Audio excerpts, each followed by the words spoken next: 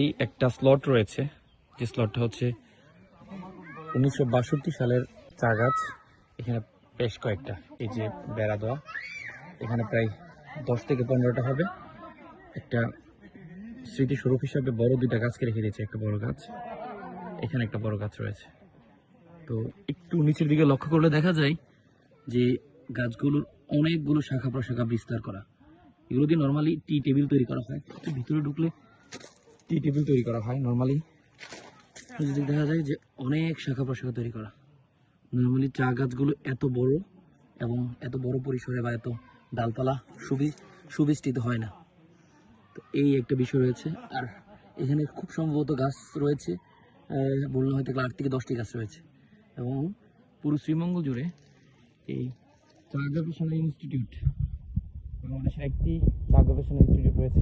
ওই পাশে হচ্ছে ওদের এই যে লাল একটা বিল্ডিং দেখা যাচ্ছে, এখানে হচ্ছে ওরা একটা ফ্যাক্টরি রয়েছে, ফ্যাক্টরিতে প্রক্রিয়াজাতকরণ করে এবং সামনে ওদের বুট রয়েছে। তো পাশাপাশি এই পুরো শ্রীমঙ্গল জুড়ে এই এলাকাতে এই যে 8-10টা গাছ রয়েছে, এই 8-10টা গাছই হচ্ছে সবচেয়ে বেশি পুরাতন। এটা পরীক্ষামূলকভাবে প্রথম হচ্ছে লাগানো হয়েছিল, যতটুকু গার্ডের মাধ্যমে জানা গিয়েছে। একটা বিষয় সবচেয়ে আকর্ষণীয় হচ্ছে এই গাছটি ওরা কাটে না, গাছটি স্মৃতি হিসাবে হয়তো রেখে দিয়েছে। এই দুইটা গাছ, এটা একটা গাছ এবং একটা গাছ, পাশাপাশি হচ্ছে এই গাছগুলো ছাঁটাই করা এবং প্রচণ্ড মাত্রায় হচ্ছে ডালপালা গজানো এবং শাখা প্রশাখা গজানো। যদি লক্ষ্য করে এই যে গাছটার কথা দেখি, ভিতরে হয়ে যাচ্ছি না, অনেকগুলো শাখা প্রশাখা, অনেকগুলো কাণ্ডগুলো অনেক মোটা, এই একটা বিষয়।